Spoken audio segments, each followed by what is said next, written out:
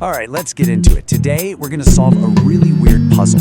We're going to look at how a totally disastrous music festival, a bizarre fast food promotion, and, believe it or not, the movies you love are all connected. And it all kicks off with a very, very strange burger. Consist of an egg hammered to a patty with a plastic nail. What in the world is that?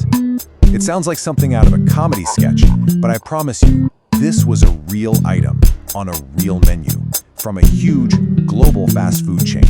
And the story behind it, well, it tells us a ton about the world we're all living in right now. So here's the real head scratcher.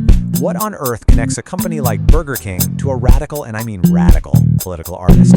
Because that quote, the one about the nailed-on egg, it comes directly from a Burger King menu that was created in his honor. Yeah, it makes absolutely no sense, but trust me, by the end of this, it will.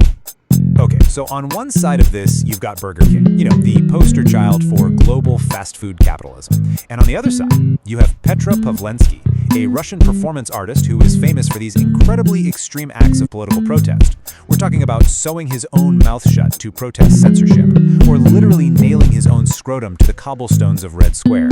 And Burger King decided to launch a menu for him. It's just wild, right?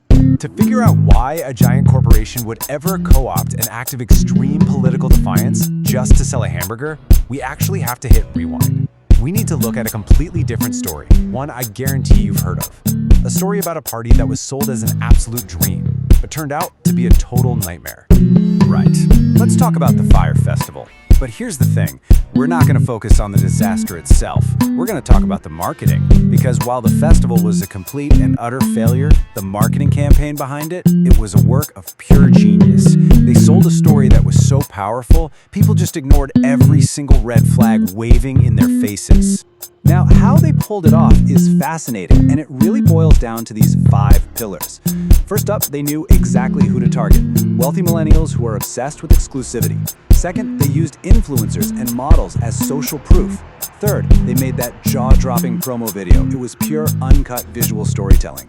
Fourth, they totally weaponized social media with that one simple orange tile. And finally, number 5, they mastered scarcity and FOMO, the fear of missing out, to create an insane level of demand. I mean, it was a masterclass. And the real engine behind this whole thing was a powerful psychological trigger called social proof.